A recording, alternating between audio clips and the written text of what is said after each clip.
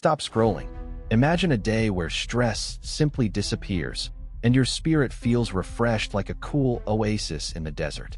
You will discover the ancient secret that God designed for us. Many believers today feel pressed by endless to-do lists, email alerts, and the constant hum of social media. The pressure to produce can turn work into a relentless marathon. When rest feels optional, fatigue becomes a silent disease. Our hearts grow heavy, and the joy of following Christ dims. Yet the Bible does not present work as a never-ending race, but as a rhythm that includes a sacred pause. God introduced the very first Sabbath on the seventh day of creation. In Genesis chapter 2, verses 2 and 3, He blessed the seventh day and made it holy, setting it apart as a day of rest. Later, Exodus chapter 20, verses 8 through 11 commands the people of Israel to cease labor, remembering that the Creator rested after His work. This pattern is not a cultural add-on. It is woven into the fabric of creation itself.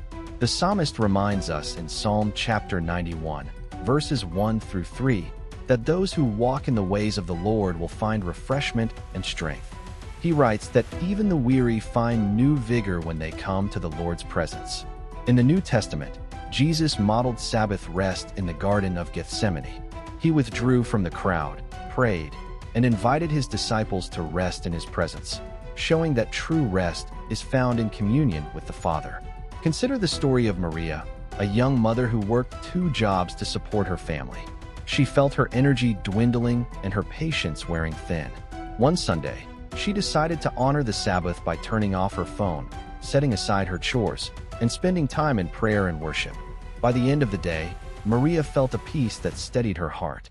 She discovered that setting apart time for God did not mean losing productivity, but rather gaining a well of spiritual stamina that carried her through the week.